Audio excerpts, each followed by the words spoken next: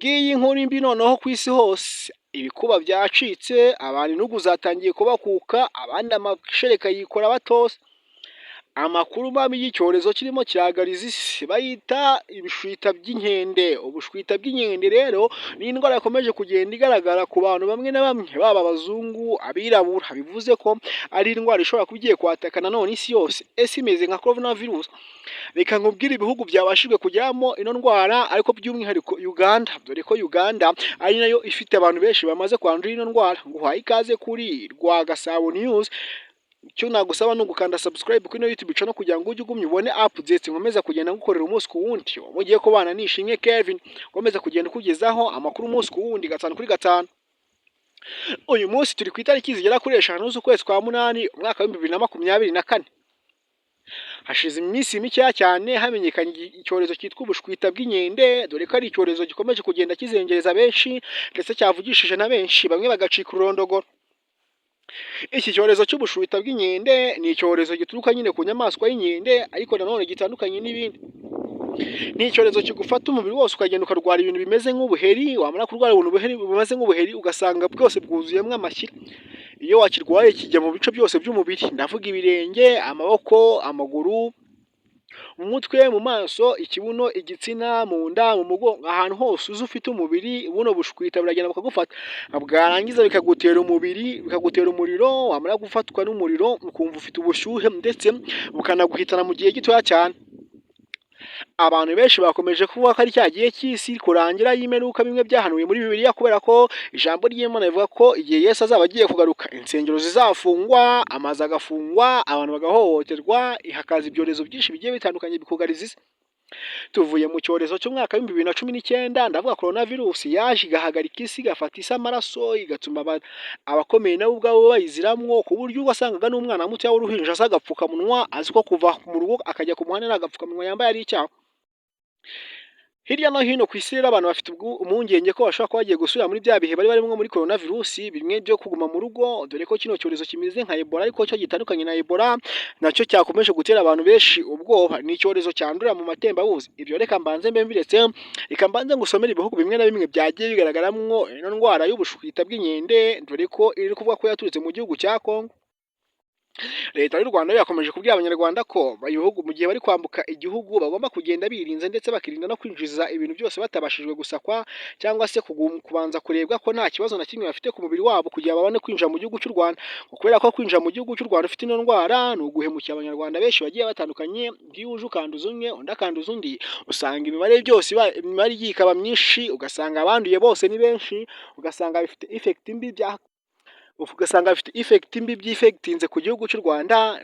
Ndavuga mu gihe cy'abaturage, imikorere ndetse n'iterambere ry'igihugu cy'u Rwanda, ngo kubera ko rigwa hasi bitewe ko hari imirimo imwe n'imwe igenda ihagarikwa. Reka mbanze nkubwire ibihugu bifite ino ndwara y'ubushwita bw'inkende, nindangiza mbanze ngaruke no muri Uganda, mbanze nkubwire n'imibare y'abantu bafite. Mu gihugu cy'u Rwanda reka bariho mera, ariho turi, ndetse dore ko turi n'abanyarwanda, tunasenga, tunakora cyane dukumya kwirinda kino cyorezo ko cyagera kure. Mu gihugu cy'u Rwanda habonetse abantu 2 bonyine, abandi ntago baraboneka, bafite kino cyorezo cy'ubushwita bw'inkende, ndetse banduye. Bavuga ko bagikuye mu gihugu cya Kongo cy'abaturanyi, ngo ubwo binjiragamo ndetse bakagaruka bafite kino cyorezo.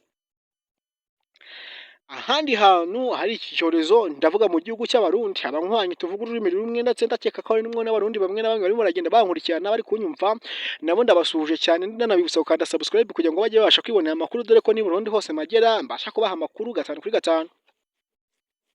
Mu gihugu cy'u Burundi hayo abagera kuri 4 babashijwe gufata n'iki cyorezo cy'ubushwita, ndetse nako kibazengereje ubushwita bw'inkende. Ngaruke ku kindi gihugu cy'abanywanyi, ndavuga Tanzania, ahagaragaye abantu bagera kuri 23. Umva intera irimo ahangaha. Mu gihugu cya Tanzania hari abantu barenga 23 barwaye ino ndwara y'ubushwita bw'inkende, ndetse abiganjemo cyane n'abagore, dore ko abana yanduye harimo abagera kuri 6 baryamanye n'abagabo babo n'abagore babo, barangiza bakayandurira mu mibonano mpuzabitsina, kubera ko amatembabuzi ubwayo aba yahuye, yamara guhura ubwayo akarema kino kibazo, ndetse icyorezo nawe ukahita ucyandura gutyo. ntatinze reka mpite nsimbukira mu gihugu cya Kenya, n'aha ngaha hariyo abagera kuri 30 nabo bafashwe n'iki cyorezo cy'indwara y'ubushwita bw'inkende. Urumva ko ari indwara ikomeje kugenda yigarurira isi. Ntibagiwe Somalia, Canada, Ukraine, ntibagiwe Amerika, ntibagiwe Ubwongereza, ntibagiwe kino gihugu cy'abazungu Afghanistan, ntibagiwe Pakistan, India, nibagiwe Ubushinwa, ni ahantu henshi, nibagiwe Uganda. Impamvu Uganda nyivuze nyuma nuko ariko tugiye gutinda. Uganda kino cyorezo naho kirabazengereje, dore ko gikomeje kugenda gifata benshi, ndetse babishingoye barimo baracyandurira kwa kundi ugenda ukagura indaya ku muhanda, wamara kugura indaya igasanga igukwikiye kino cyorezo, dore ko kino cyorezo nacyo kitahita kigaragara ku kanya, ariko wacyanduye muryamanye yaracyanduye, ntibivuga ko nawe utacyanda ngo nuko we kitamugaragaraho inyuma. Ibi ngibi byatangaje benshi gusanga Uganda ariyo ifite abantu bagera ku 107 bakomeje kurwara kino cyorezo cy'ubushwita bw'inkende, dore ko ari naho hari abantu benshi banduye kino cyorezo. Perezida wabo Museveni akomeza kubwira abanyayuganda ko bagomba gukoresha ibishoboka byose bakirinda kino cyorezo kuko nta keza kacyo. Bavuga ko kino cyorezo gishobora gufata ubukungu bwa Uganda n'ubundi budasanzwe butari heza, kigahita kibukubita hasi ugasanga ibintu byose birazambye. Perezida Museveni ababwira ko mu gihe rero bafashe umwanzuro wo kwirinda kino cyorezo, bagomba kwirinda n'ibintu bimwe na bimwe bibujijwe gukorwa.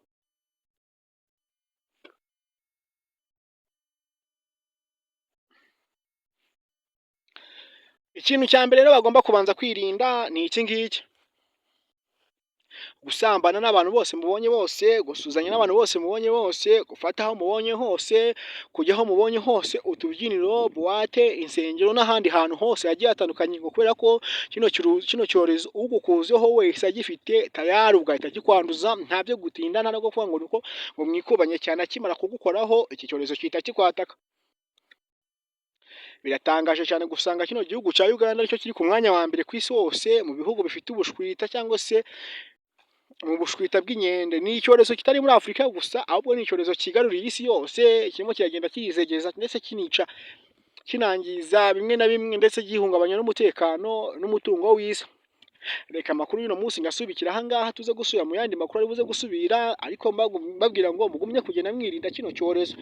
Ndavuga wumva ururimi rw'Ikinyarwanda ndetse n'abarundi b'abanywanyi, dukomeje kugenda dufatanya no kuvuga ururimi rumwe. Imana igumye kubarinda. Rwagasabo News, nugenda udakanze subscribe.